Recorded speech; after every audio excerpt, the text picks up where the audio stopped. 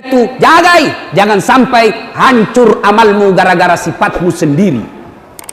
Sehingga puasa, tahajud, tarawih, tadarrus, zakat, itikaf, ngaji, dia ngadap kepada Allah di padang mahsyar. Ya Allah, mana pahalaku 30 tahun saya puasa? Mana pahalaku saya tahajud 30 malam berturut-turut? Mana pahalaku ya Allah? Allah berfirman, memang banyak amalmu dulu,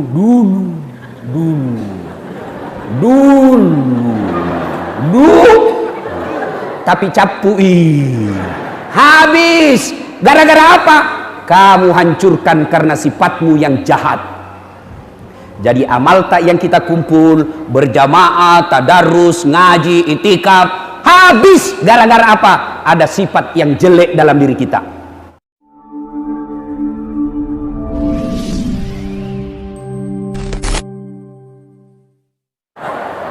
Itu jagai, jangan sampai hancur amalmu gara-gara sifatmu sendiri.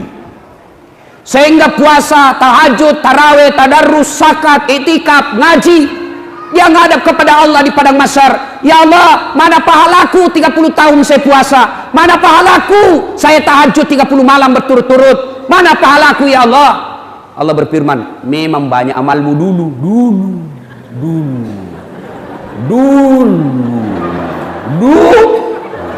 tapi capui habis. Gara-gara apa? Kamu hancurkan karena sifatmu yang jahat. Jadi amal tak yang kita kumpul berjamaah, tadarus, ngaji, itikaf habis gara-gara apa? Ada sifat yang jelek dalam diri kita.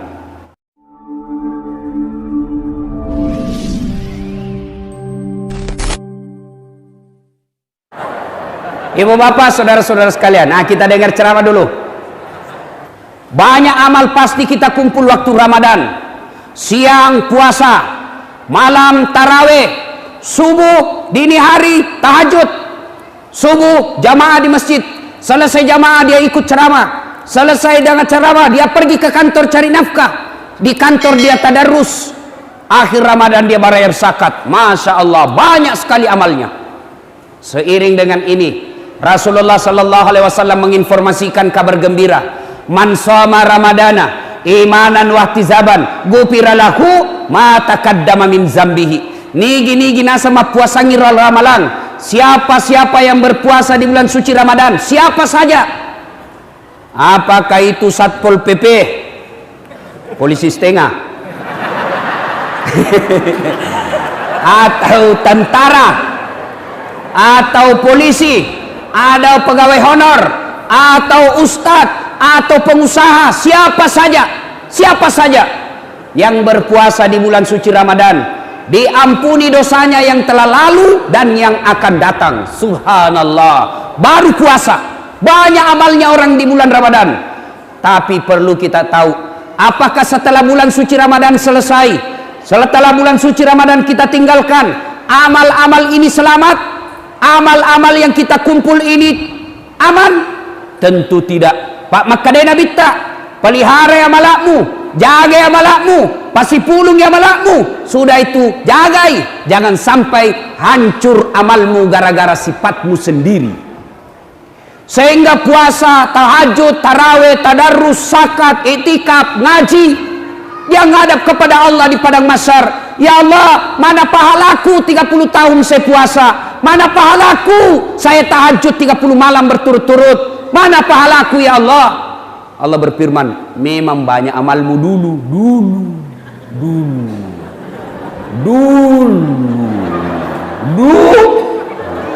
tapi capui habis. Gara-gara apa? Kamu hancurkan karena sifatmu yang jahat. Jadi amal tak yang kita kumpul berjamaah, tadarus, ngaji, itikaf habis gara-gara apa? Ada sifat yang jelek dalam diri kita. Pertanyaan, sifat apa yang menghancurkan amal kita? Nah, ini yang kita akan bahas. Sifat penghancur amal. Nah, rusak amal tak? Ada tukang kebun di sini? Ada penjual kayu? Ada. Itu waktu dulu kecil di kampung, kalau pikir ambil kayu menyeberang sungai, itu kayu kalau kering ranting-ranting kena api Tidak ada sisa. Habis semua kayu ranting-ranting gara-gara api. Begitu juga amal. Kalau ada sifat ini, nak makan semua amal tak. Ibarat kayu kering dengan api, tidak ada dia sisa. Nah, mana itu sifat perbuatan menghancur amal?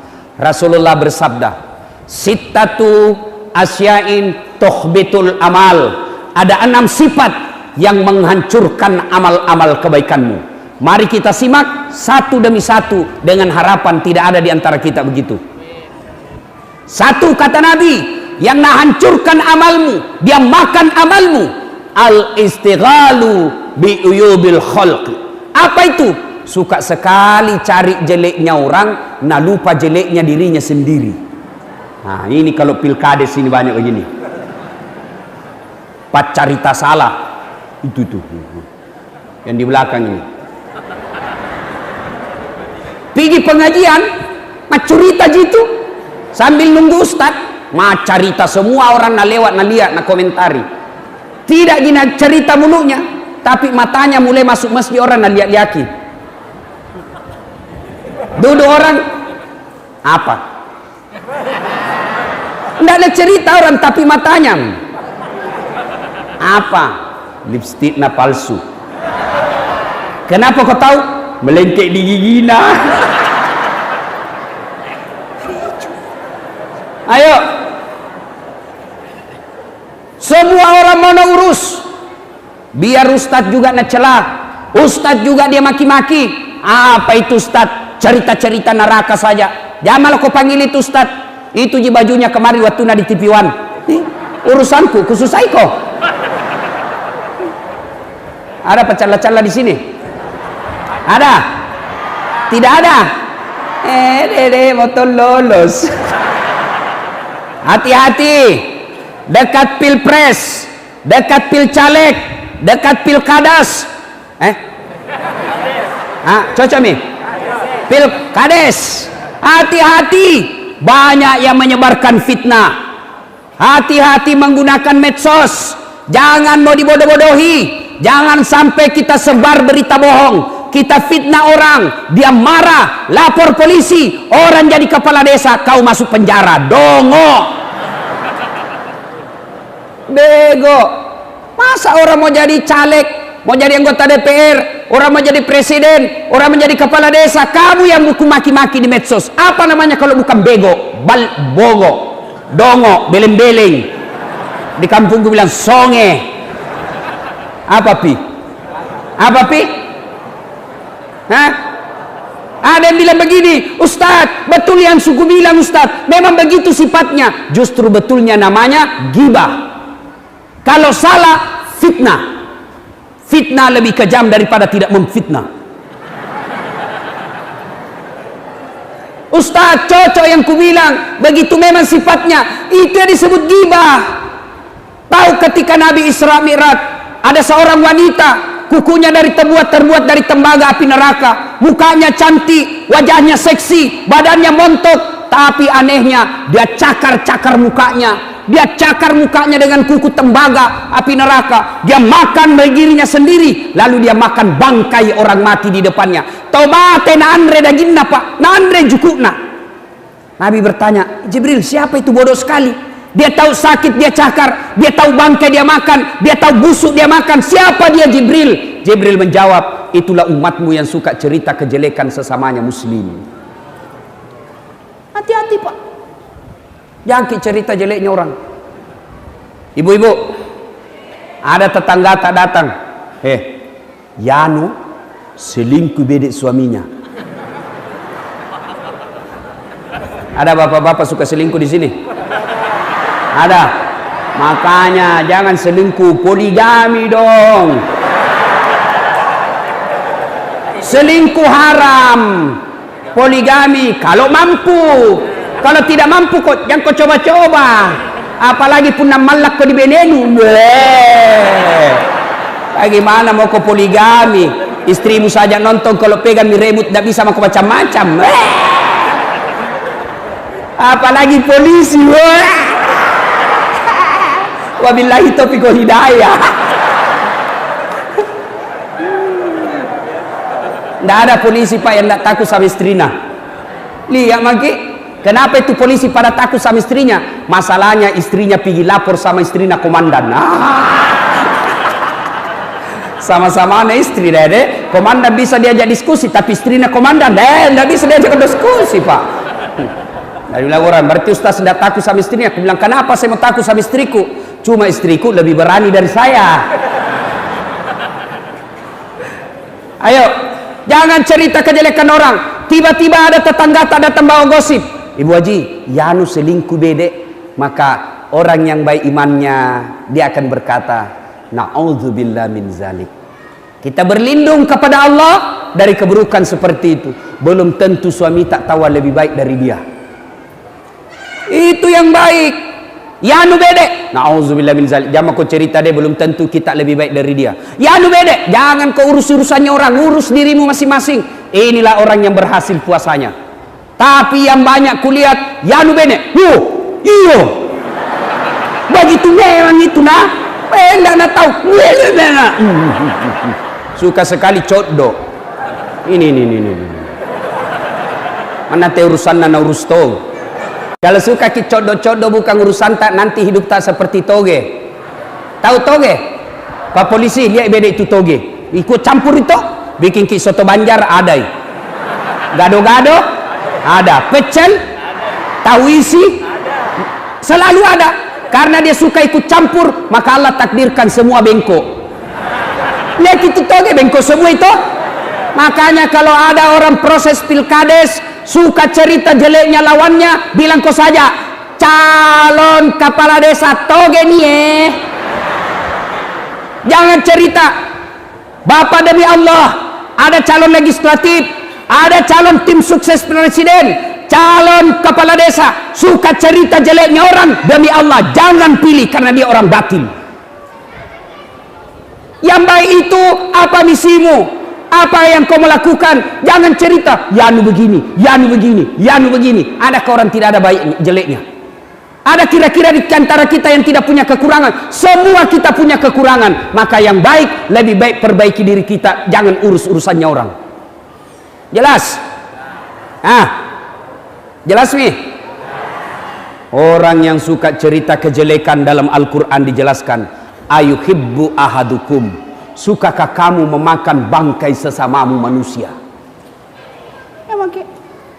Satu, berhenti cerita kejelekan orang. Suatu ketika Umar bin Khattab datang melapor kepada Nabi, ya Rasulullah, ada anak muda tetanggaku, baik sekali agamanya. Kira-kira kalau sekarang remaja masjid, bagus ibadahnya, tapi dia mau menikah. Alhamdulillah kata Nabi, dapat jodoh. Tapi masalahnya ini perempuan mau nikahi mantan PSK, pesina dulu, dan tidak tahu ini kasihan laki-laki siapa calon istrinya. Apa saya harus kasih tahu? Dengar jawaban Nabi, Umar, kenapa tonsing kau yang sibuk? Kau tahu enggak kenapa itu laki-laki tidak tahu aibnya ini perempuan? Kau tahu enggak kenapa ini laki-laki tidak tahu informasi soal kejelekannya ini calon istrinya? Siapa kira-kira yang tutup rapat? Siapa yang rahasiakan? Allah subhanahu wa ta'ala. Kenapa tonseng kau mau yang ungkap?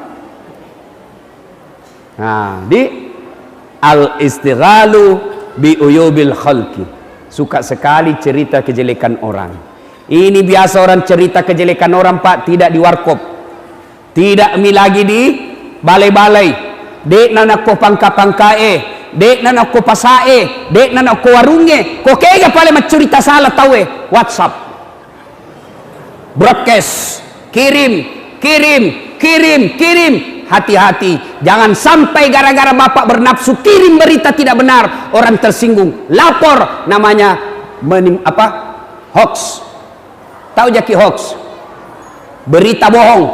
Orang yang suka cerita-cerita kebohongan, orang yang suka sebarkan kebohongan, nanti kalaupun baik agamanya, kalau bagus puasanya, bagus sedekahnya, bagus jamaahnya, tapi dia suka cerita-cerita kejelekan orang, bahkan dia sebar berita kebohongan, nanti di akhirat juga masuk surga, tapi surganya hoax. Surga bale-bale nama Suki. Hati-hati. Jangan cerita kejelekan orang. Berhentilah. lebih baik kita sibuk mencari aib dan kekurangan kita. Pepatah dulu mengatakan, semut seberang lautan tampak olehnya, sementara gajah di peluk matanya tidak terlihat. Ini kan banyak begitu. Sendiri banyak jeleknya, dia sendiri banyak kekurangannya, malah kekurangan orang lain yang diurusi. Satu yang menghancurkan amal kebaikan kita, al-istighalu bi uyubil khalqi. Suka cerita kejelekan orang, dia lupa kejelekan dirinya sendiri. Dua, yang akan menghancurkan amal kebaikan kita, apalagi qillatul haya, kurang siri, kurang rasa malu. Kata Nabi, orang yang bertakwa itu pakaiannya rasa malu. Puasa, saya tanya dulu, adik-adik, ini adik-adik nih yang kecuping-kecuping, itu anak-anak sekolah, apa tujuannya puasa? Dalam Al-Quran surah Al-Baqarah, apa tujuannya puasa deh? Ini anak SMA, apa tujuannya? Hah? Jawab, apa? Hah? Supaya cerdas. Apa? Supaya bisa berenang. Tidak ada hubungannya. Apa? Mana yang jawab? Jawab. Bukan, ini anak sekolah. Apa tujuannya? Sini kok. Sini jawabnya. Sini. Cepat. Ya. Sini. Ya. Siapa anak ini? Siapa anak? Apa tujuannya orang puasa, Dek? Apa ayatnya? Ya ayyuhalladzina amanu kutiba alaikumuz syiyam kama kutiba alal ladzina min qablikum la'allakum tattaqun. Terjemahannya, wahai orang-orang yang beriman, diwajibkanlah atas kamu berpuasa sebagaimana atas orang-orang sebelum kamu agar kamu bertakwa. Wow, dapat kau hadiah. Nah, ini nyama kau malu-malu. Nah, hei, lentongi tuannya kalau ustaz dengan uang Kapolres, lain bos, lain kipas-kipasnya. Nih, tujuan orang puasa adalah takwa. Sementara takwa itu, kata Nabi, pakaiannya orang takwa itu adalah rasa malu. Ya, kau angkat maka dari takwa, dia mengaku dirinya bertakwa kepada Allah, tapi makuras siri, kurang malu, maka sesungguhnya takwanya hanya bohong. Coba lihat rasa malu sekarang, Pak. Rasa malu. Jadi pejabat sudah tidak malu korupsi. Jadi polisi sudah tidak malu minta uang anak SMA. Bukan di sini, bukan. Ada pernah kuliah, Pak, kasar. Dikejar, ini anak sekolah, buru-buru mau ujian, dikejar sama polisi lalu lintas. Dapat, langsung tarik itu kunci. Ini salah ini, masa langsung tarik kunci? Sudah itu, kamu melanggar. Kau tidak lihat itu rambu-rambu? Saya lihat, Pak. Kenapa kau langgar? Saya tidak lihat Bapak.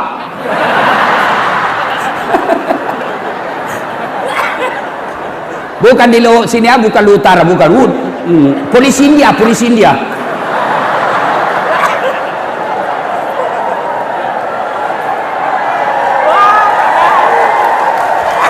Langsung dia bilang, ini pengadilan 250.000. Dah ada uangku, Pak. Turdame maki Pak Dik. Kurang ajar yang SMA minta turdame. Turdame maki. Berapa di situ? 50 juangku, Pak. Mari itu 50. Apa saya, Pak? Ambil maku 10.000, mari 40. Apa itu anak sekolah na warna ji bapak na curi? Masa mau lagi ambil uang anak sekolah, Pak? Ini polisi India.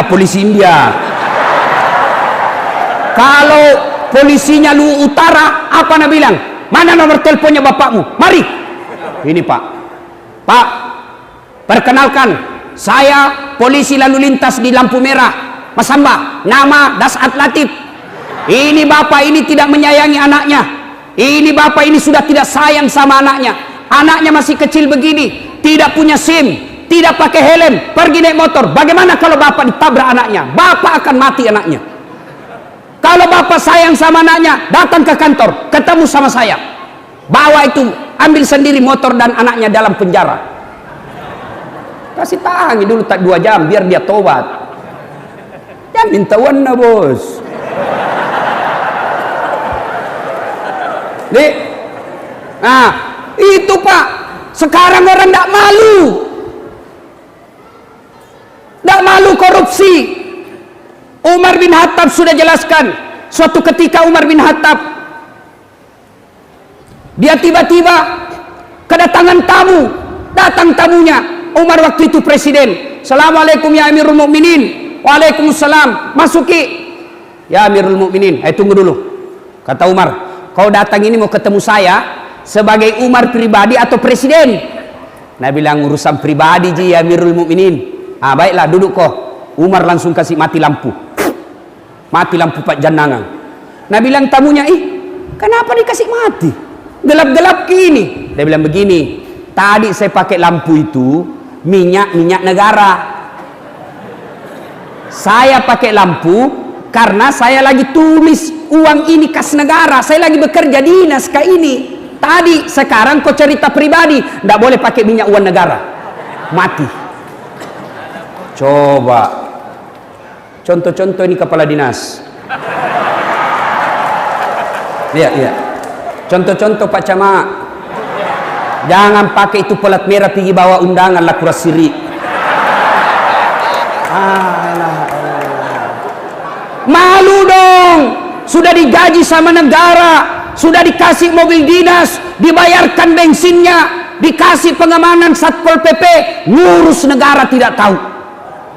Malu dong. Sudah sekolah tinggi-tinggi, masa ngurus KTP-nya masyarakat lama? Ini namanya punya rasa malu. Malu dong mau calon kepala desa kalau tidak tahu mengurus rakyat. Motongin jadi kepala desa baru beleng-beleng. Malu dong. Ayo cewek, malu dong keluar kelihatan pahamu. Mari jangan kau siksa kasihan.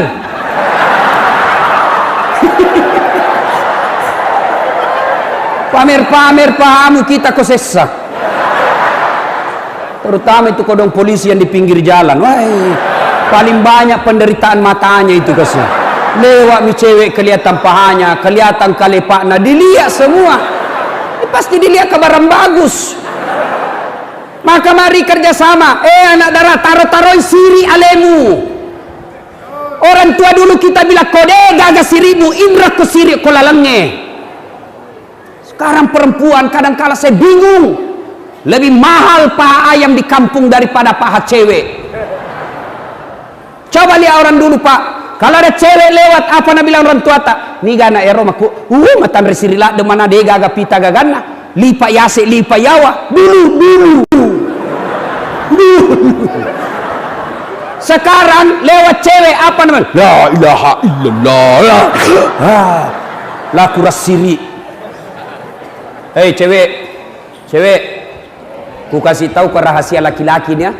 Jangan kau kasih tahu yang tidak datang pengajian. Itu laki-laki tergantung perempuannya. Kalau perempuannya pakaiannya sopan, laki-laki tidak macam-macam. Tanya ini kepada polisi. Biasanya pemerkosaan terjadi gara-gara apa? Niat dan kesempatan. Waspadalah. Tanya itu polisi. Tadinya ini orang tidak mau macam-macam, tapi karena ada kesempatan. Kesempatannya apa? Ceweknya pakaian lebih hina daripada.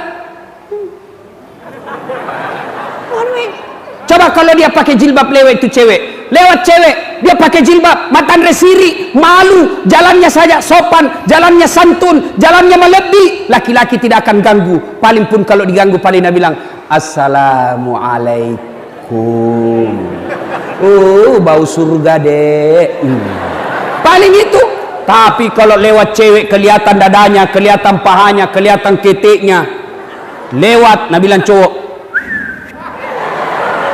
cewek jungkir balik dong. Kalau cewek masih bagus ji. Ada tong orang tua kuliah. Dede. Tua kajili-jili. Momi 50 umurnya masih tongi pakai sama anak SMA. Ini jabe. Saya tanya ibu, kenapa pakai begitu? Nah, Momi ada cucu tak? Apa nak bilang? Momi dia apa Ustaz, waktu tak dulu gadis tahun 70 tidak ada baju begini. Baru ada pakai, baru Tommy ada wan tak beli. Dede, gantolle. Tahu gantolle? Gabungan tua-tua lale.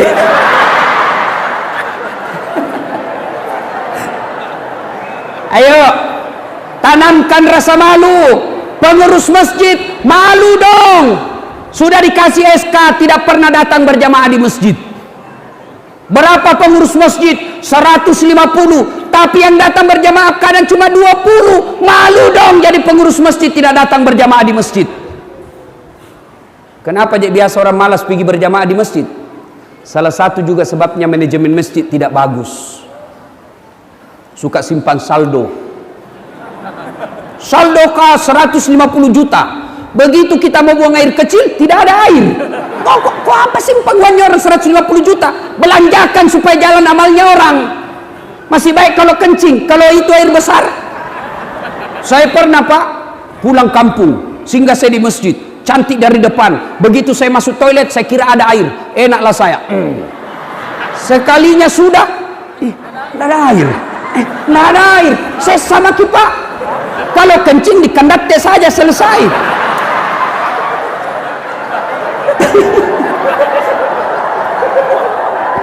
Kalau ini yang kuning-kuning, terpaksa saya begini keluar. Malu dong. Ya. Bapak ibu saudara-saudara sekalian, tanamkan rasa malu. Bu ibu malu dong. Sudah dikasih uang naik tinggi-tinggi, malas ngurus suami. Ada begitu? Ada? Tidak mau suaminya jalan sana sini, baru dia di rumah rantasa, makutu, malas mandi, daster 3 hari saja nak pakai terus, tinggi sebelah, kelihatan tali BH, pulang suami nak bilang la ilaha illallah. Kasihan, setengah mati ku carikan kau uang belikan kau baju nasangin daster saja nu pakai. Kasih baik-baik saya itu ya, kelihatan semua tali BH-mu. Apa nak bilang? Jangan lihat BH-nya, yang penting rasanya mu.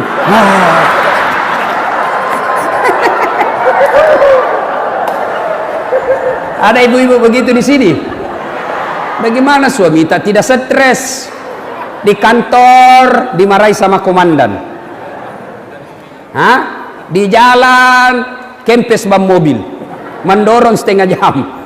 Sampai di rumah istri la ilaha illallah, mak bau kalepana, ndak sikat gigi, di depan televisi pegang remote, kacang saya. Ilaha illallah. Nangka kaki nama menonton di atas kursi, naik kakinya, baru nangka kalepana, baru menguap. Malu dong jadi istri seperti itu. Ya, kalau kita merasa beriman kepada Allah, mau memelihara amal, tanamkan rasa malu. Malu dong jadi anggota DPR nyebar janji bohong. Ada anggota DPR. Maka ibu kalau sudah dibohongi jangan pilih lagi. Nah, kasih kisah betul ibu, jangan pilih bu. Bisa, jangan pilih. Bisa. Dikasih 200.000 goyang. Kayak anu. Saya biasa heran. Gajinya sudah dikasih mahal-mahal, dikasih kendaraan dinas. Masa ada kasusnya masyarakat tidak bisa kita bantu? Malu dong. Ya. Tanamkan rasa malu. Ya. Kode gagas siri tak Pak? Nggak itu. Kita lebih hina dari binatang kalau kita tidak punya rasa malu. Nah, yang kedua, yang ketiga, yang akan menghancurkan amal kebaikan kita. Yang ketiga, satu kita ulang tadi supaya kita tidak lupa. Al-istighalu bi uyubil khalqi. Suka sekali cerita jeleknya orang dan lupa kejelekan dirinya. Gosip, fitnah, gibah. Yang kedua, qillatul haya, kurang rasa malu. Dan yang ketiga, qaswatul qalbi, maka doati, kak doro, tidak mempan nasihat. Mana ciri-cirinya ini Ustaz? Selesai dengar ceramah, Pak Boy, Pak Kapolres, Jamaki lagi panggil itu Ustaz Dasat. Bagus ceramahnya. Tidak baik ceramahnya itu Pak. Bagus, orang senang semua. Jangan lagi panggil Pak. Masa enamna bahas saya terus nak kena. Itu kadoro itu. Ya. Ada juga itu di kantor misalnya. Dinasehati, dikasih tahu, apa dia bilang? Nigato iko, siapa kamu? Saya lebih dulu makan garam dari kamu. Apa hubungannya garam dengan kebenaran? Banyak tuh ceritamu nak kuliah itu di sunnah dulu, nggak ada hubungannya. Keras hati tidak mempan nasihat, dinasehati, didakwai, apa nak bilang? Tantenton janjen jong, tangi tamulat tangi taku, jame jamamu jame jamaku wita topi no witai. Wita to tu cilaka. Hati-hati, ini orang keras hati nih Pak. Semestinya orang yang baik hatinya, menurut Al-Quran, innamal mu'minuna alladzina isa sukirallah wajilat qulubuhum wa iza tuliyat alaihim ayatuhum sadathum imanan wa ala rabbihim yatawakkalun ila akhiril ayat. Orang yang baik imannya, tidak keras hati, selesai dengar dakwah bertambah imannya menjadi lebih bagus. Ayo, ini yang banyak itu gengsi dong. Masa saya mau nasihati? Siapa dia? Saya ini puang, pegawai, kaya. Siapa kamu mau nasihati saya? Qaswatul qalbi, keras hati. Mana lagi orang keras hati? Tidak mau menerima perbedaan pendapat. Ini banyak ustadz ini yang begini, yang baru belajar agama. Banyak ini sekarang ustadz suka kasih salah-salah orang. Taksiyah bid'ah, masuk neraka. Akhirnya apa Pak? Ada orang meninggal kodon, tidak ada yang mau datang lihat ki. Meninggal orang, tidak ada yang mengaji di situ. Semua hanya cerita-cerita. Karena bilang apa? Bid'ah itu mengaji. Orang meninggal tidak ada gunanya, tidak sampai. Maulid bid'ah, tidak ada pada zaman Nabi. Isra Mi'raj bid'ah, tidak ada pada zaman Nabi. Doa bersama selesai sholat bid'ah. Masa gara-gara bid'ah? Kan mereka berpikir apa? Tidak ada pada zaman Nabi. Kalau tidak ada pada zaman Nabi, namanya bid'ah. Bid'ah itu sesat. Sesat itu masuk neraka. Coba lihat, bayangkan Pak. Selesai sholat, Assalamualaikum, Assalamualaikum, langsung berdiri. Tidak mau berdoa, tidak menghargai orang samping kiri kanan. Sombong itu namanya bos. Ada yang begitu. Assalamualaikum, salam, langsung berdiri. Nah potong orang. Itu lebih tidak bagus daripada jabat tangan. Kalau kau mau tidak mau di belakang, kau jangan kau potong orang yang lagi sholat, yang lagi mau berdoa. Ini gara-gara ini. Akhirnya apa? Nggak tahu itu kiri kanan. Akhlak apa itu? Nggak tahu balik kiri kanan. Senyum kek sama orang. Assalamualaikum, tabi di saya ke belakang dulu. Ini assalamualaikum, salam, langsung berdiri. Coba kita orang di kampung dikasih begitu, pasti orang bilang, matam foto borok. Belum piapa nu tahu borok. Ada yang begitu Pak. Doa bersama tidak ada pada zaman Nabi. Kalau dalilnya, alasannya, argumentasinya tidak ada pada zaman Nabi, tolong kau ceramah jangan pakai mic. Kenapa? Tidak ada mic pada zaman Nabi. Saudara-saudara sekalian, marilah kita mengembangkan persatuan dan persatuan. Mari. Yang kau pakai mic kan tidak ada pada zaman Nabi.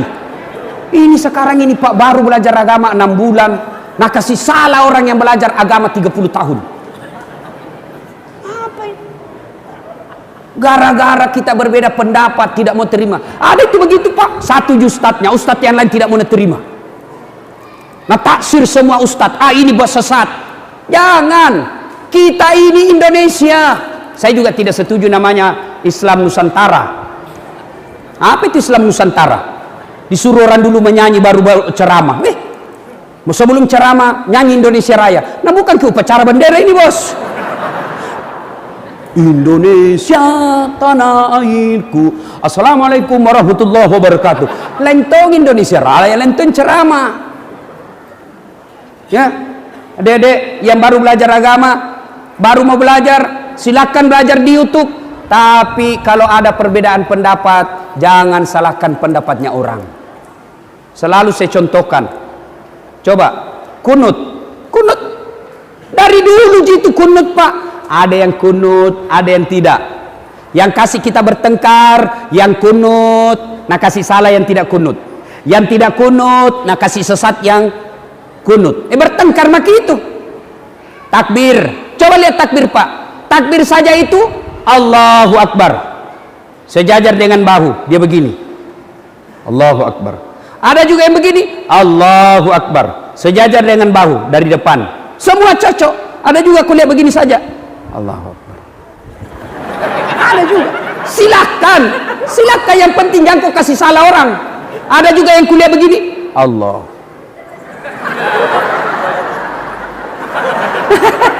Silakan maka kalau ada dalilmu pigaui. Ada juga yang saya lihat begini. Allah. Saya bilang apa lagi itu satu? Nabi bilang satu Tuhan. Ada juga yang begini. Allahu Akbar. Silakan yang penting ada dalilnya, ada ulama ajar ki, lakukan. Jangan ki salahkan pendapatnya orang. Meletakkan posisi tangan setelah takbir. Itu caranya beda-beda. Allahu Akbar. Pertama, pusat perut. Dua, Allahu Akbar di atas perut. Tiga, Allahu Akbar di atas dada. Empat, Allahu Akbar di bawah pusat. Bukan di bawah sekali, jangan lagi porno ibu. Yang keempat, Allahu Akbar. Yang kelima, begini. Kita ini